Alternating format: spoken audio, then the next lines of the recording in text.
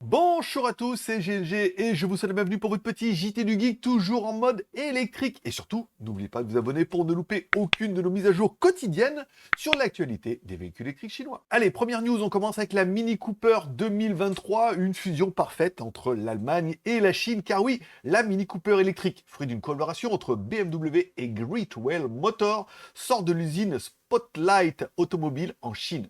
Cette usine high-tech a une capacité impressionnante de 160 000 véhicules par an.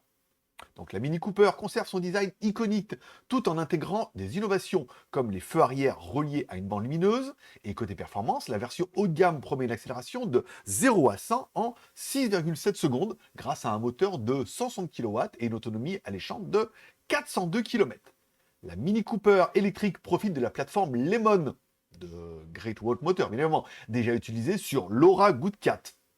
Cette plateforme est une vraie prouesse technologique qui ouvre la porte à de nombreux véhicules électriques à venir.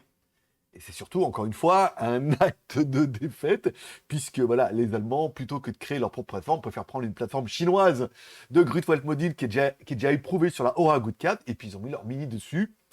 Voilà. Deuxième news avec Huawei qui propose son Naito M9. Car oui, Huawei, le géant de l'high-tech, se lance de plus en plus dans l'automobile, en collaboration avec Ceres. Une version de son SUV Aito M9 à prolongateur d'autonomie est en préparation. Son prix entre 500 000 et 600 000 yuan, ça fait du 75 000 € quand même, avec un moteur à combustion de 112 kW et deux moteurs électriques puissants. Cette version promet une économie de carburant exceptionnelle. Mais Huawei ne s'arrête pas là, le M9 aura également un lidar et le dernier système ADAS de la marque. Sans oublier la version 100% électrique du M9 qui a déjà été dévoilée le mois dernier.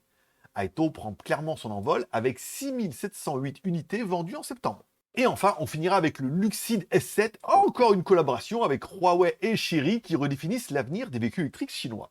Imaginez un écran enroulable de 40 pouces dans votre voiture. Oui, c'est ce que propose le Luxeed S7, fruit de la collaboration entre Huawei et Chery. Attendu pour novembre, ce véhicule électrique promet d'intégrer le système d'exploitation Harmony OS de Huawei avec des fonctionnalités multi-écrans. Côté performance, un moteur électrique de 215 kW et une batterie innovante M3P de CATL sont au rendez-vous. Luxeed représente l'ambition de Chery et de Huawei de dominer le marché premium des véhicules électriques en Chine. La petite question du jour, pensez-vous que cette Mini électrique, à moitié chinoise quand même, on devra l'avouer, sera un succès mondial? J'attends vos réponses directement dans les commentaires. Merci de laisser un like ou un dislike en dessous de cette vidéo, un petit commentaire, vous abonner si ce n'est pas encore fait. Pour plus d'informations sur les véhicules électriques et les innovations automobiles chinoises, consultez nos vidéos sur JT Geek le blog. Vous retrouverez les articles complets sur chaque véhicule sur jtgeek.com et un résumé sur legeek.tv. Allez, je vous souhaite à tous une bonne journée. On se donne rendez-vous demain pour votre prochain JT du Geek. Oui, toujours en mode électrique.